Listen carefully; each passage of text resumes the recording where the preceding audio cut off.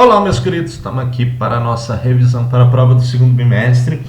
Já vou lembrar vocês que essa revisão ela vai ter uma base mais para a parte da climatologia. Então, aquela parte estações do ano, eu vou falar aqui rapidamente, mas aí vocês têm que dar uma estudada mais naquilo, né? Na questão do fuso horário, que eu não vou tratar nisso aqui, mas tem aquela apostilinha bacana que eu fiz para vocês. Então, vamos lá. Primeira coisa que nós temos que entender aqui que os movimentos da Terra vão estar influenciando em como a gente vai estar analisando o clima. Então, o primeiro movimento que a gente tem aqui é o movimento de rotação. Você tem que lembrar que a Terra gira do oeste até aqui para a direção leste, tá? Sempre vai ser do oeste para o leste, tá? E que nós temos esse eixo de inclinação da Terra aqui, que é muito importante, porque ele vai determinar aquela alternância que nós temos nas estações do ano. Enquanto aqui na parte de um hemisfério é uma estação, aqui vai ser outra, porque nós vamos estar recebendo a energia do Sol de forma diferente em determinados períodos do ano. Aqui nesse caso aqui, ó, seria o verão no hemisfério sul. Por quê? Porque a gente está recebendo muita energia aqui no hemisfério sul, enquanto no hemisfério norte a gente está recebendo menos energia do Sol. Então lá no hemisfério norte vai ser inverno, tá? Lembrando que o movimento de rotação é que vai estar definindo aquela questão lá do fuso horário, tá ok?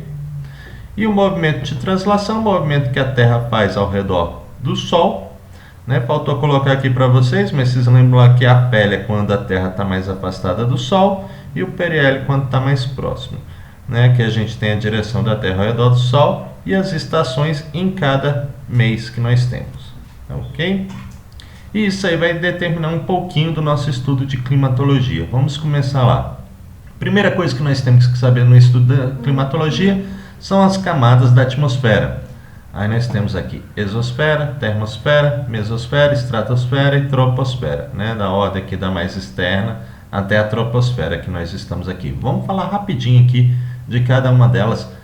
Tem que saber mais a ordem e algum detalhezinho de cada uma. Não precisa se aprofundar muito nessa parte não. Então vamos lá. Troposfera é aquela camada onde a gente está, né?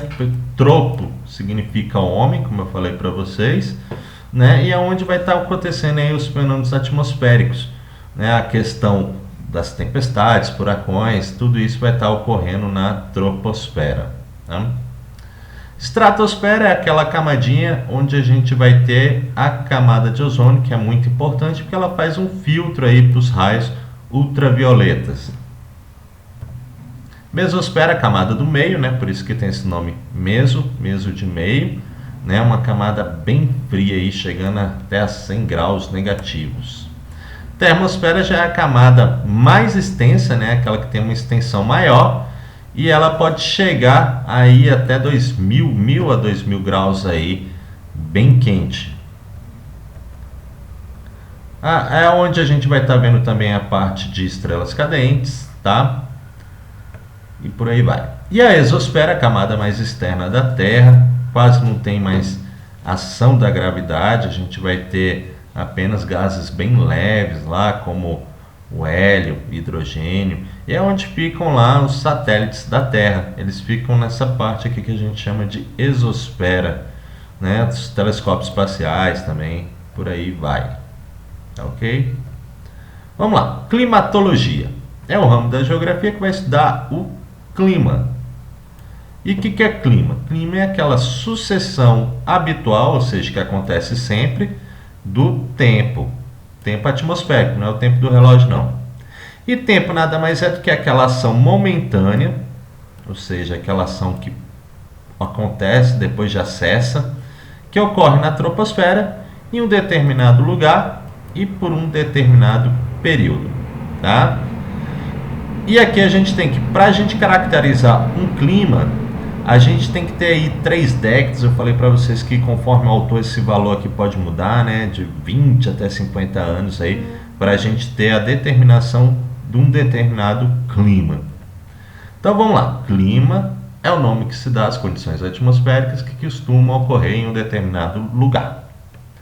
Já o tempo é o estado físico das condições atmosféricas em um determinado momento, né?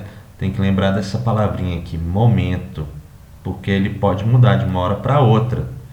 em um determinado local. Já o clima não, o clima ele vai ser ali, de certa forma, ele vai demorar para ocorrer essa mudança dele, né? Então a gente estuda o tempo durante vários anos e aí a gente vai estar caracterizando o clima, tá? Então o clima é um reflexo do tempo atmosférico que ocorre durante vários anos.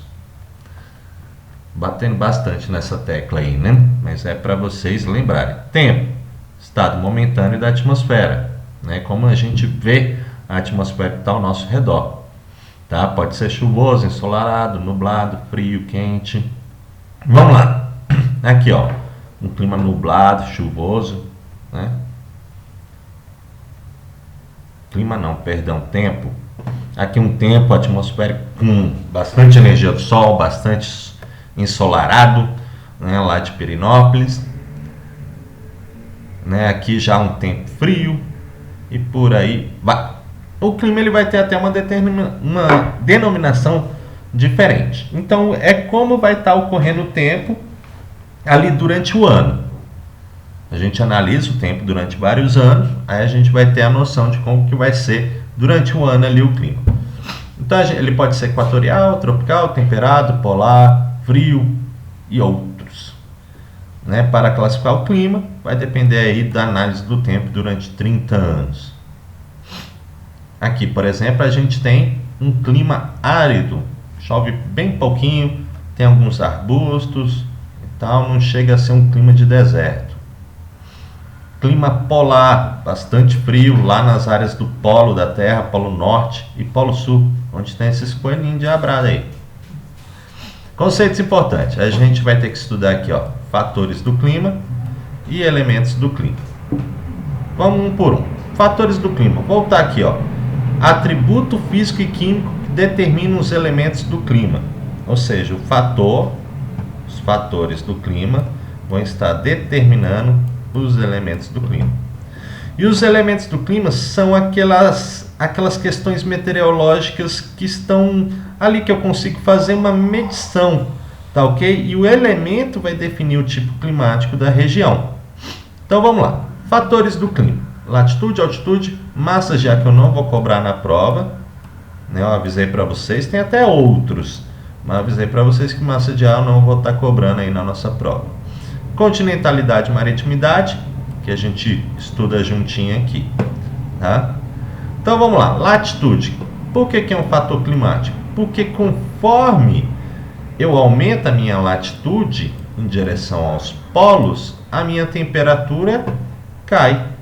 Aqui, com a apagadinha aqui, eu acho que diminuiu, mas está aqui, ó, as latitudes aumentam e as temperaturas vão diminuindo. Se eu aumento a latitude, a temperatura diminui, né? Tanto para o norte como para o sul. Aqui na linha do Equador, aqui, ó, a nossa latitude é 0 graus. Se é 0 graus aqui, uma latitude pequena, essa parte aqui, ó, essa zona climática, ela tende a ser bem quente no geral. E aqui a gente tem até as zonas climáticas da Terra, que a gente viu em sala de aula. Zona fria, ou zona polar, ou também zona glacial, tá? Esses três nomes podem vir. Tem o do norte e o do sul. Aí nós temos a zona temperada do norte e a zona temperada do sul, onde a gente tem as estações do ano bem definidas, aquele frio que cai neve, a parte do calor, que faz muito calor mesmo, é bem quente, tá? São as zonas temperadas. E aqui a zona quente, zona intertropical, zona equatorial, o que mais que nós vimos lá? Zona tórrida, né? Pode ter qualquer um desses nomes aí que está no caderno de vocês. Essa zona que fica entre o Trópico de Câncer e o Trópico de Capricórnio, e ela tende a ser bem quente mesmo durante o ano todo. Continuando aqui, fator climático da altitude. Conforme eu aumento a minha altitude, a minha temperatura vai caindo. Pode ver até nessa figura, né, que a gente tem alguns pontos aqui, ó, que tem neve em altitudes elevadas. Já que numa altitude mais baixinha, a gente não tem a presença de neve. Então é calculado aí em relação ao nível do mar, e se eu aumento a altitude, a temperatura vai cair. E a pressão também, tá? Aqui um outro fator do clima, né, que a gente viu, continentalidade e maritimidade. O que ele fala? Ele fala que é o seguinte: se eu tenho uma área mais aqui no interior do continente, ela vai tender a ser mais seca, né? Ela vai tender a ser mais seca. Agora, se eu tenho áreas aqui na parte do litoral, como está próximo de muita água, ela vai ser mais úmida. E por que isso é importante? Porque em áreas secas, a minha amplitude térmica, a diferença de temperatura que eu tenho durante o dia, ela tem uma variação muito grande. Já no litoral não. No litoral essa variação vai ser menor, porque a água, como a gente viu em sala de aula, ela é um fator que vai estar estabilizando a temperatura. Então não vai deixar ter aquela grande diferença de temperatura. E a gente pode ver até aqui no DF, né, que fica aqui bem no miolinho aqui do Brasil, que aqui tem aquelas noites bem frias e o dia quente de rachar, tá? Continuando, aqui o fator continentalidade, bem seco, e aqui maritimidade. Lembrando que maritimidade não é só questão do mar, dos oceanos, pode ser grandes lagos, ou aqui como no caso aqui, ó, que é uma área da Amazônia, e a gente tem muita água por lá, maior bacia hidrográfica do mundo, tá ok? Elementos do clima: temperatura, umidade, pressão atmosférica, tem outros também, né, insolação e tal, mas esses aqui são os principais. Vamos ver aqui um por um. Elemento do clima: temperatura. É a quantidade, é como eu meço a energia que a atmosfera vai estar absorvendo lá da energia solar, né? É uma medição do calor, né, que a gente tem na nossa atmosfera, tá ok? É só isso. E ela é aquecida aqui, a gente vê que a atmosfera, ele está falando aqui que não é aquecida pelos raios solares quando emitidos diretamente, mas é após a reação, quando elas vão estar reagindo com as partes sólidas e líquidas e também gasosas, tá, do planeta, que elas vão estar se transformando em calor. Elemento do clima e umidade nada mais é do que a quantidade de vapor d'água, é o tanto de água que tem na atmosfera. Se chegar a um número muito elevado, ali próximo de 100%, a gente calcula em porcentagem, provavelmente a gente vai começar a ter chuvas. Tem outros elementos para ocorrer chuva, mas o principal, é claro, é a presença de vapor de água. Pressão atmosférica é aquela força, né, o peso que a gente tem do ar em cima da nossa cabecinha. Ela vai variar principalmente com a altitude, mas também com a latitude. Vamos lá, quanto à altitude. Quanto maior a altitude, menor vai ser a pressão atmosférica, tá? Quanto maior a altitude, menor a pressão atmosférica.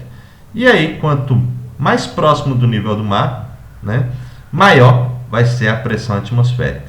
Mais próximo ali do nível do mar, maior vai ser a pressão que o ar vai estar fazendo em cima de nossas cabecinhas. Isso aí vai influenciar em questão de ventos, né? Vai ter a origem dos ventos, em direção deles, né? Em massas de ar também, várias coisas. E aí a gente tem aqui a questão da amplitude térmica, que é a diferença de temperatura, de uma temperatura maior para a temperatura menor. Então a minha amplitude térmica, eu pego a temperatura maior, o Tzão aqui, menos o Tzinho, a temperatura menor. Nesse caso aqui, ó, 35 e menos 15. Eu tenho que lembrar que quando eu for botar na fórmula, eu tenho que colocar o Tzão, menos, aí eu abro o parênteses aqui, o Tzinho. Muito difícil botar isso aqui com o mouse. Então, no caso aqui, como a temperatura é menos 15, eu vou ter que botar esse sinal do menos 15 aqui dentro desse parênteses, né? Então, a gente vai ter aqui, como a gente viu, que um sinal negativo com outro negativo, em multiplicação, que aqui vai ficar uma multiplicaçãozinha, vai dar um sinal positivo. Aí eu só somo 35 mais 15, aqui no caso vai dar 50 graus. A diferença da temperatura maior para menor, tá ok? Bem facinho de fazer isso. Vamos continuando. Efeito estufa, estamos já quase finalizando. Você tem que lembrar o que do efeito estufa? Que o efeito estufa, primeiro, ele não é algo ruim, ele é natural da Terra, né? E sem ele a gente não teria vida no planeta, tá? Sem o efeito estufa, a gente não teria vida no planeta. E como é que ele funciona? Os raios solares, eles vão estar mandando energia para a Terra, e aí a gente vai ter uma série de gases que não vão deixar esse calor sair da Terra. Ele funciona exatamente, no princípio é o mesmo de uma estufa aqui que é usada em países em áreas temperadas para criação de flores e tal, para deixar essa área aqui dentro aqui mais quentinha. O raio solar ele vai atravessar o vidro, ele vai interagir com o ar que tem aqui dentro, vai se transformar em calor e o vidro não deixa o calor sair. Então aqui vai ter uma temperatura maiorzinha do que aqui do lado de fora. É o mesmo princípio. Aqui o Sol manda a sua energia e os gases do efeito estufa, eles deixam uma parte da energia do Sol sair, mas eles não deixam o calor todo sair. Então a nossa parte aqui da atmosfera, ela vai ficar quentinha e a gente vai poder ter vida aqui na Terra. Tá ok? Bom, parte da revisão era só isso mesmo. Os slides estão disponíveis para vocês. Dê uma revisada lá naquela apostilazinha de fuso horário, dá uma lida no caderno, tá? Aquelas páginas do livro que eu marquei para vocês também fazerem uma leitura, tá? E é isso, pessoal. Boa prova para todos vocês e até mais!